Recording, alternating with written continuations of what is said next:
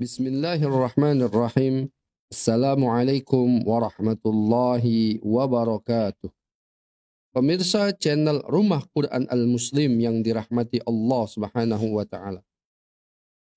Al-Quran adalah kitab suci umat Islam yang sempurna dan tidak ada distorsi di dalamnya.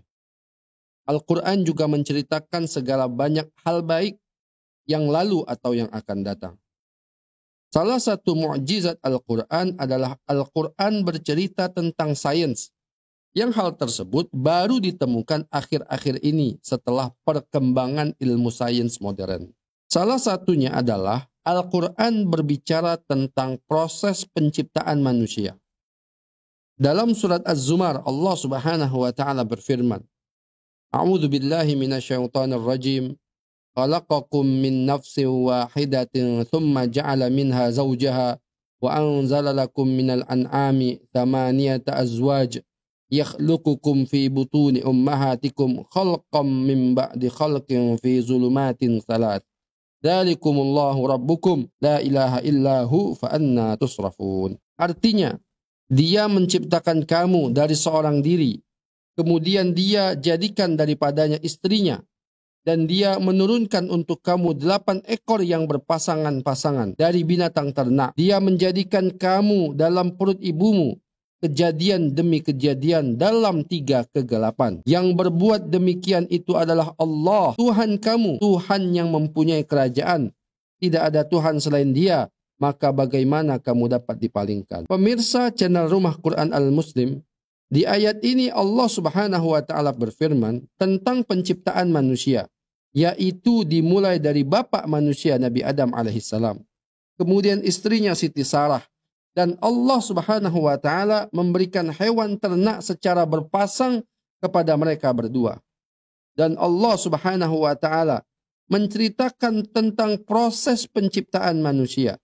Yakhluqukum fi butuni ummahatikum khalqam min ba'di khalqin fi zulumatin thalath. Dia menjadikan kamu dalam perut ibumu kejadian demi kejadian dalam 3 kegelapan. Dalam tafsir klasik, para ulama menafsirkan yang dimaksud 3 kegelapan adalah kegelapan dalam perut ibu, kegelapan dalam rahim, dan kegelapan dalam plasenta.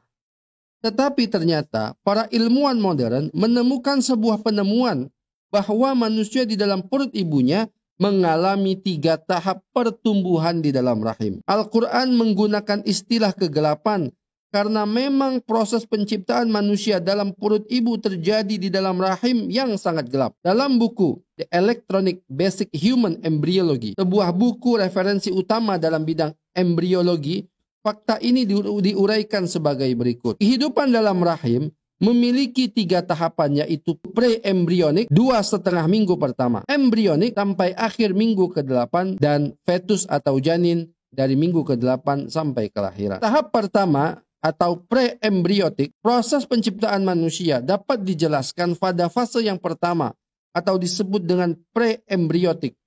Saat fase ini, zigot tubuh membesar melalui pembelahan sel, kemudian menjadi segumpal sel yang membenamkan diri pada dinding rahim. Seiring pertumbuhan zigot yang semakin besar, sel-sel penyusunnya mengatur diri mereka sendiri untuk membentuk 3 lapisan. Tahap kedua atau embryotik, proses penciptaan manusia yang berikutnya memasuki tahap kedua atau disebut dengan embryotik.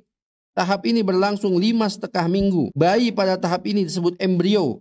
Pada tahap ini, organ dan sistem tubuh bayi mulai terbentuk dari lapisan-lapisan sel tersebut. Tahap ketiga atau fetus, proses penciptaan manusia yang ketiga atau fase fetus, dimulai sejak kehamilan bulan 8 hingga kelahiran. Pada tahap ini, bayi telah menyerupai manusia dengan wajah, kedua tangan, dan kakinya. Tahap ini berlangsung selama kurang lebih 30 minggu, dan perkembangan berlanjut hingga minggu kelahiran.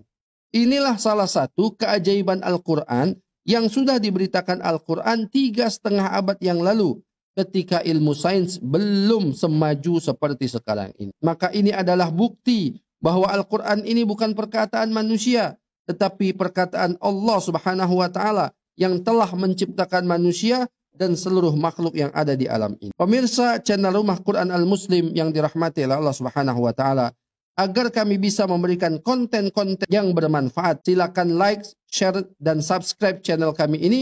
Terima kasih. Assalamualaikum warahmatullahi wabarakatuh.